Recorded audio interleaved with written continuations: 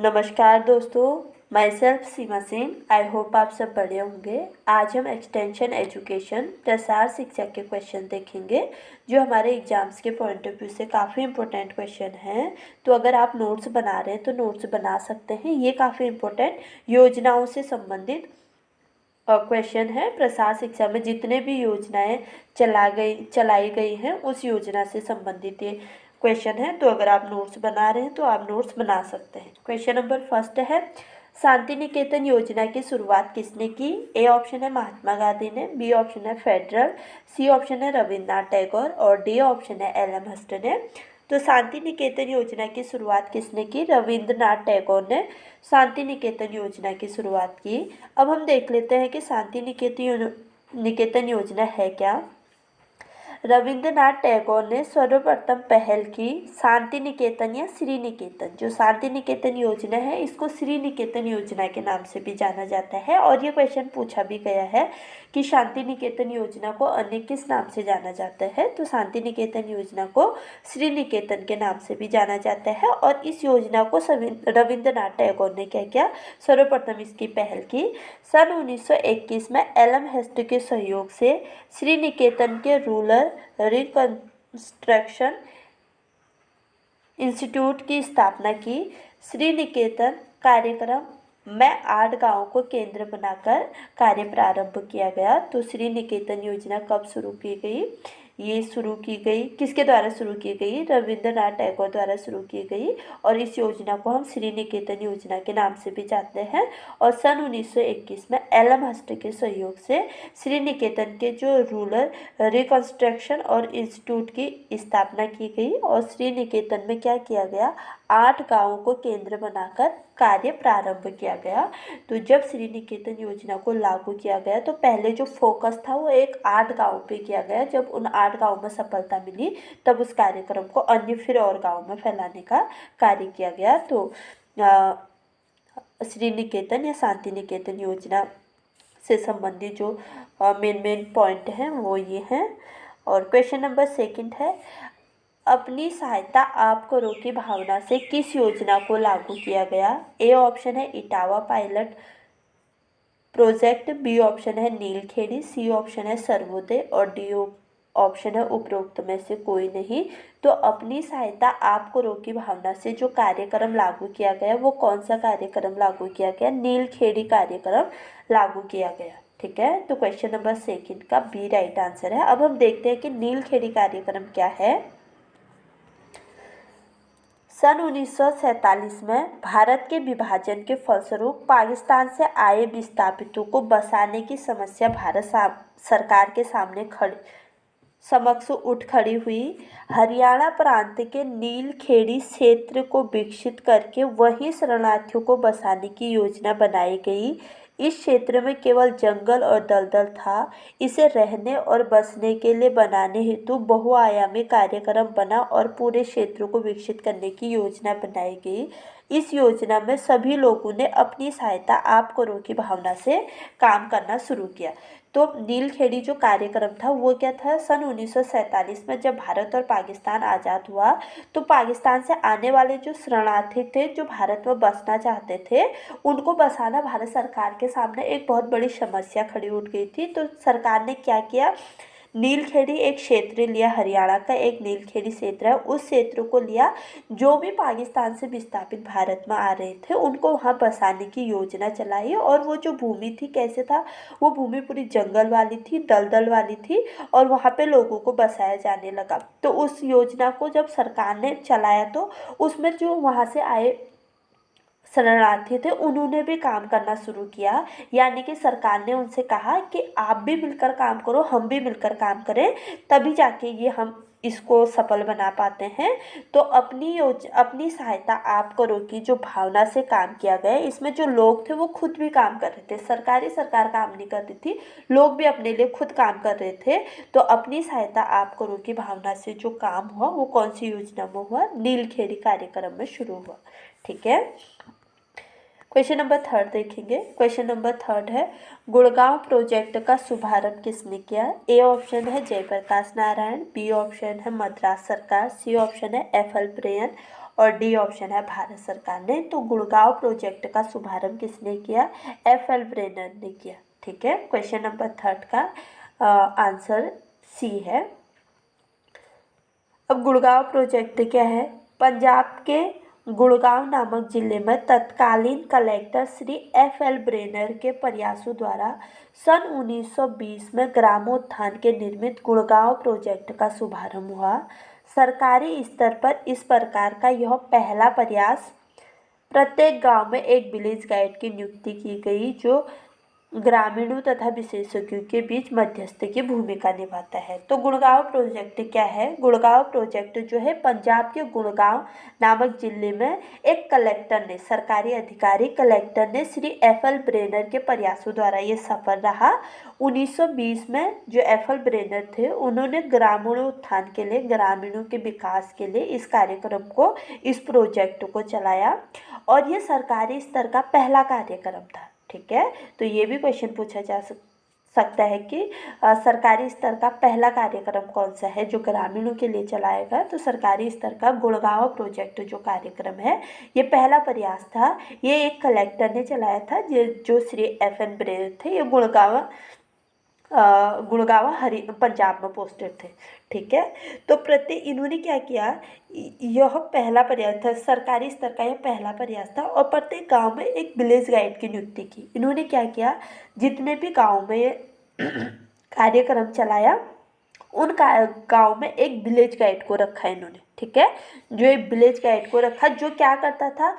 ग्रामीणों की बात इन अधिकारियों तक पहुंचाता था और अधिकारियों की बात फिर ग्रामीणों तक पहुंचाता था। ग्रामीण जो चाहते थे अधिकारियों से, जो भी उस योजना से चाहते थे, उन बातों को ये विलेज गाइड किसको पहुंचाता था? अधिकारियों को पहुंचाता था। और अधिकारी जो जिस तरीके से उस काम को करना चाहते हैं उस बात को ये विलेज गाइड क्या करता था? ग्रामीणों तक पहुंचाता था। ठीक है, तो गुड़गांव प्रोजेक्ट जो था वो कुछ इस तरीके से शुरू हुआ। अब देखेंगे हम क्वेश्चन नंबर 4।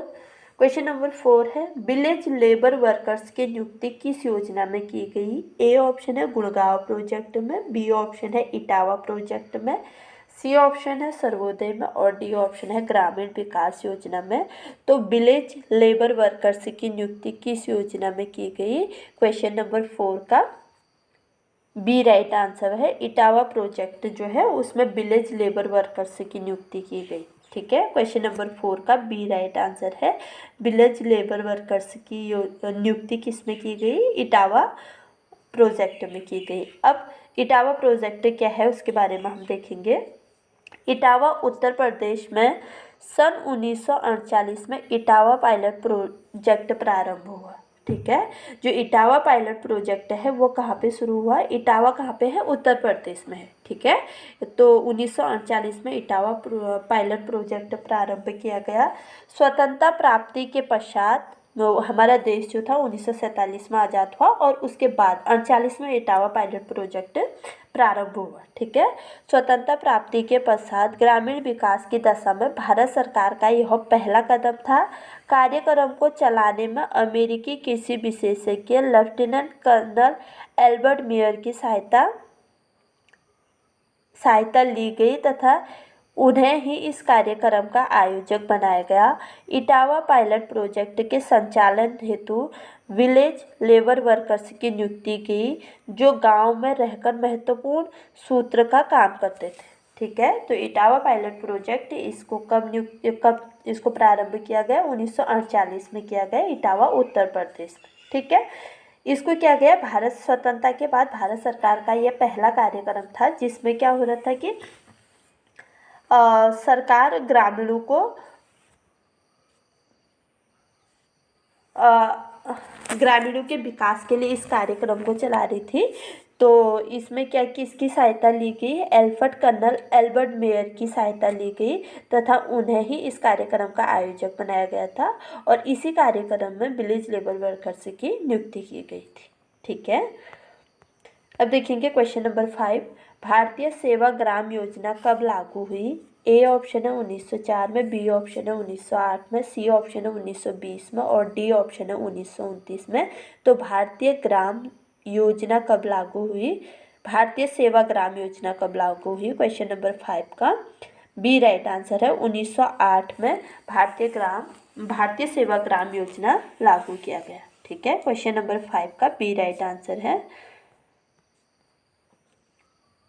जो भारतीय सेवा ग्राम योजना है, इस योजना का सूत्रपात 1908 में हुआ। इसमें न्यूयॉर्क के मिस्टर ऑथर मोशन तथा भारत के व्यापारी श्री B.N. गुप्ता जो अमेरिका में बसे थे के नेतृत्व में इसे शुरू किया गया। जो भारतीय सेवा ग्राम योजना है ये कब 1908 में शुरू किया गया और किसके द्वारा किया गया? जो न्यूयॉर्क के मिस्टर ऑथर मोशन थे और भारत के एक व्यापारी B.N. गुप्ता जो अमेरिका में बसे थे उनके नेतृत्व में इसको शुरू किया गया।